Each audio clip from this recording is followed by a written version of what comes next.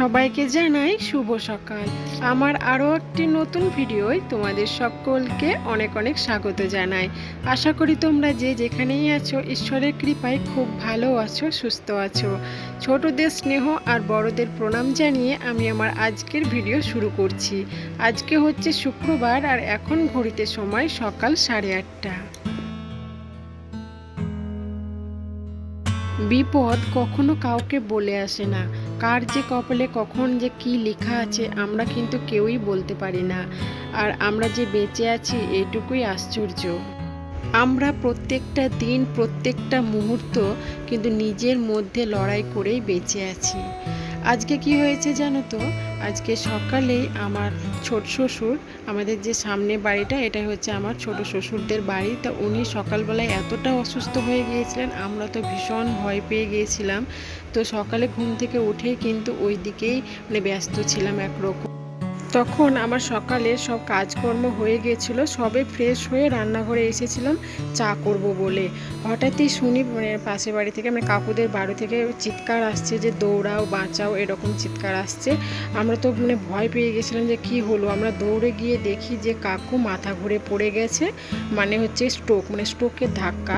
ওনার এমনিতেই high pressure আছে, তো স্ট্রোকের ধাক্কা দিয়েছে ওনাকে। তো খুব ও সবাই ওখানে ছিল, আর ওই বালতির মাথায় জল ঢেলেছে। এটাই হচ্ছে ওনার রক্ষা, নইলে আজ যে বাড়িতে কি একটা বিপদ হয়ে যেত এখনও ভাবলে আমার গাছটা শিউরে উঠছে। তো যাই হোক, এখন কাকু ভালো আছেন, সুস্থ আছেন। ওনাকে ডাক্তারের কাছে নিয়ে যাওয়া হয়েছিল। তো ডাক্তারে বলেছেন যে ভাগ্যিস আপনারা সবাই মাথায় জল ঢেলেছে, মাথায় জল না ঢাললে যে কী অবস্থা হতো। আর ওখানে অনেক মানুষ যেন জড়ো হয়ে গেছিলো, আর সবাই কিন্তু একটা কথাই বলছিল যে ওকে দাঁড়িয়ে দাঁড়িয়ে মাথায় জল ঢালতে। তো আমরা সবাই ওনাকে দাঁড়িয়ে দাঁড়িয়ে বালতির বালতি মাথায় জল ঢেলেছি। আমি তো বাড়ি এসে ফ্রিজ থেকে বরফ নিয়ে গেছি, বরফ নিয়ে ওনার মাথায় দিয়েছি। এতটা পরিস্থিতি খারাপ হয়েছিল। আর সকালটা তো এত খারাপ কেটেছে আজকে, কি বলবো, মনটা ভীষণই খারাপ। তো ওনাকে ডক্টরের কাছে নিয়ে যাওয়া হয়েছিল সঙ্গে সঙ্গে, আর উনি এখন সুস্থ আছেন।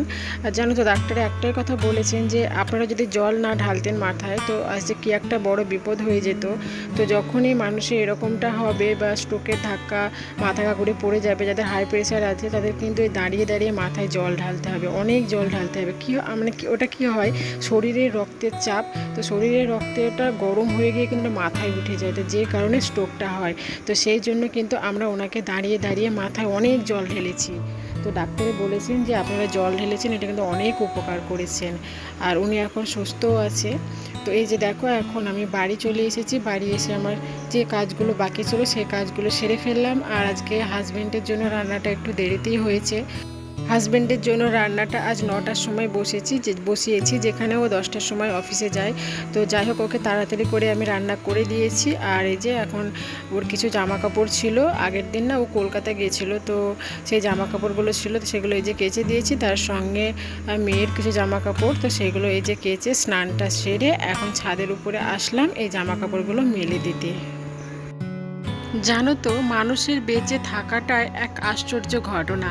আমাদের চারিপাশে যেসব জিনিস ঘটছে, তারপরে এখন তো প্রত্যেকটা মানুষ অসুস্থই বলবো, কারণ কোনো মানুষ নেই যে যার মধ্যে কোনো অসুস্থতা নেই, এমন কোনো মানুষ নেই। তো আমরা প্রত্যেকটা মানুষ কিন্তু নিজেদের মধ্যে লড়াই করেই বেঁচে আছি। আর বিপদ যে কখন আসে কখনোই কিন্তু বলে আসে না। আজ ভালো আছি, কাল ভালো নাও থাকতে পারি, তাই না? তো দেখো, কাকু যে সকালবেলায় ঘুম থেকে উঠে শুধু ফ্রেশ হয়ে উনি চা খেয়েছেন, চা খেয়েই কিন্তু ওনার এই অবস্থা। উনি কিন্তু আগে থাকতে কিছুই বুঝতে পারেননি, কিছুই জানতেই পারেননি। তো একদম হঠাৎই ওনার স্ট্রোকের ধাক্কাটা হয়েছে। তো ওই যে মানুষের কখন যে কি হয় আমরা কখনোই কিন্তু বুঝতে পারি না। আমাদের চারিপাশে সবসময় কিন্তু মাথার ওপরে বিপদ ঘটতেই থাকে। তো আমাদেরকে সবসময় সাবধানে থাকতে হবে, সাবধানে খাওয়া দাওয়া করতে হবে, আর সব সময় নিজের প্রতি খেয়াল রাখতে হবে।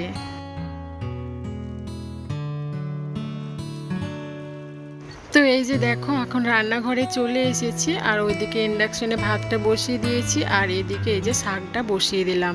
আর ছাদে জামা কাপড়গুলো মেলে দিয়ে আসার পর নিচে এসে সবজিগুলো এই যে কেটে নিলাম, যে রান্না হবে যেগুলো, তো সেই সবজিগুলো কেটে নিলাম। আর এখন এই যে এইদিকে এই পাশের ওভেনটায় গ্যাসটা বসিয়ে দিলাম, আর এই যে দেখো সবজিগুলো কাটা হয়ে গেছে, এখন জল দিয়ে ধুয়ে রেখে দিলাম। আর ফ্রিজ থেকে মাছটা বের করে রাখবো, মানে আগের দিনের মাছটা ফ্রিজে ভরে রেখেছিলাম। অনেকগুলোই মাছ নিয়ে এসেছিলো আমার শ্বশুর মশাই। এটা হচ্ছে চিংড়ি মাছ, তো কিছুটা কালকে রান্না করেছিলাম আর কিছুটা আজকে রান্না করব বলে এই যে রেখেছিলাম। তো এই চিংড়ি মাছ দিয়েই এই সবজিটা আজকে রান্না করব। কেমন করে চা খায় দেখি, কেমন করে চা খায়। ওইভাবে? আচ্ছা ওইভাবে।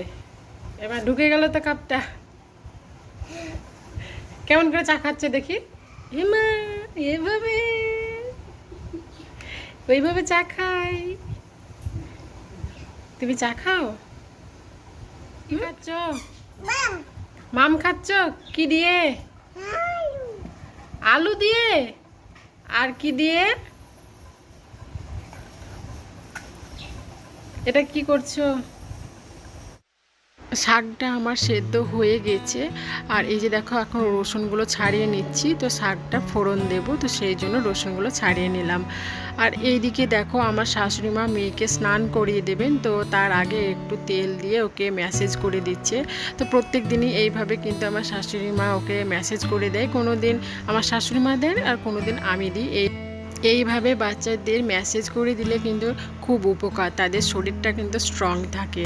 তো আমার শাশুড়ি মা কিন্তু প্রত্যেক দিন বা কোনো দিন হয়তো দেয় না, তো বেশিরভাগ দিনই কিন্তু এইভাবে ওকে ম্যাসেজ করে দেয়, আর ও কিন্তু খুব সুন্দরভাবে নেয়। আর এই যে দেখো কতটা আনন্দ, কতটা হাসি দেখো। ওদিকে তো মেয়েকে স্নান করাচ্ছে, আর আমি এই যে চলে এসেছি রান্নাঘরে। আর যে ওই তরকারিটা এখন করে নেব। তো এই যে মাছটা আগে ভেজে নিচ্ছি, মাছটা ভেজে নিয়ে তুলে নেব, তারপরে তখন সবজিগুলো তেলের উপরে দিয়ে আমি রান্নাটা করে নেব। আর ওখানে সবজির মধ্যে দিয়েছি আমি আলু, বেগুন, মানে ভেন্ডি, আর দিয়েছি দুটো কচু। তো এই রান্নাটা কিন্তু ভীষণই ভালো লাগে এই ছোট মাছ দিয়ে। আমাদের বাড়িতে এই রান্নাটা মানে প্রায় দিনই হয়, আমার শ্বশুরমশাই ভীষণ খেতে ভালোবাসেন।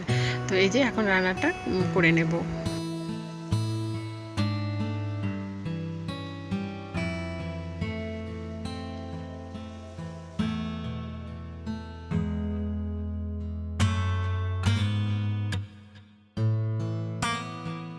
এবার রান্না করব ছোট মাছ। তো এই যে দেখো এখন শিলনোড়াতে আমি পেঁয়াজটা বেটে নিচ্ছি। আর জানো তো পেঁয়াজটা বেটে নিলে না তরকারির টেস্টটা না অন্যরকম হয়, গোটা পেঁয়াজ দিলে সেরকম টেস্ট হয় না। আর পেঁয়াজটা কিন্তু খুব মসৃণভাবে বাটা যাবে না, একটু যেন গোটা গোটা হয়ে থাকে।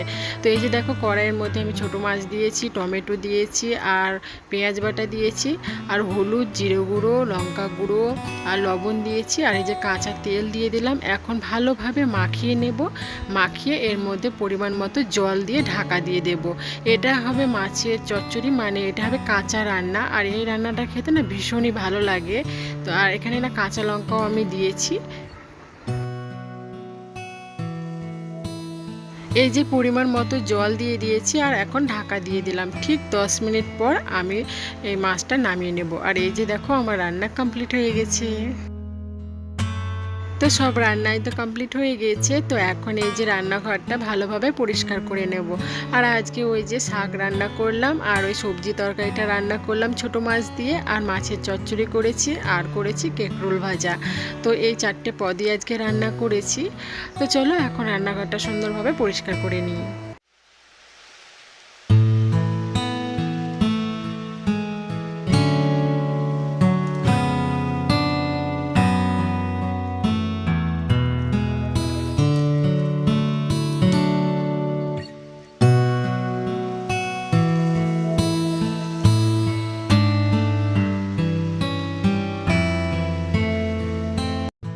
তো তো বাবা একটু বাইরে আছেন, তো সেই জন্য এই যে এখন ঘরে এলাম, কারণ বাবা আসবে তারপরে সবাই মিলে একসঙ্গে ভাত খাবো আর মেয়েকেও ভাত খাওয়াবো।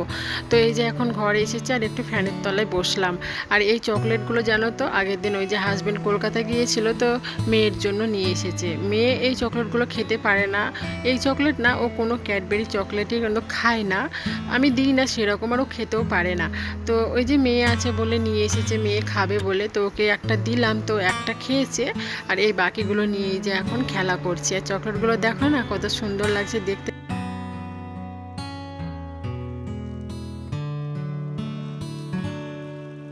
চকলেটগুলো এখন ভরে রেখে দিচ্ছি, কারণ এই যে বাবা চলে এসেছেন, তো সবাইকে ভাত দেব আর আমিও ভাত খাবো, মেয়েকেও ভাত খাওয়াবো।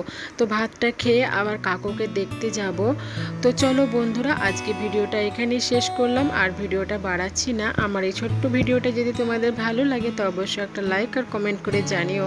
আর যে সকল বন্ধুরা আমার চ্যানেলটি সাবস্ক্রাইব করেছো তাদের আমার অসংখ্য ধন্যবাদ। আর যারা আমার নতুন ভিউয়ার্স রয়েছো এতটুকু পর্যন্ত আমার ভিডিওটা দেখলে তাদের কাছে আমার রিকোয়েস্ট যে আমার চ্যানেলটি সাবস্ক্রাইব করে দিও আর আমার পরিবারের সদস্য হয়ে যাওয়ার অনুরোধ রইল, যাতে আমার ভিডিওর নোটিফিকেশানগুলো যাতে সবার আগে তোমাদের কাছে পৌঁছে যায়। তো এই যে দেখো মেয়েকে একটা চকলেট দিয়েছি, ও এখন খাচ্ছে। আর ভাত খাওয়া দাওয়া করে এসে এই যে বসেছে, কাকুকে দেখতে যাব বলে মেয়েকে একটা জামা পরিয়ে দিলাম।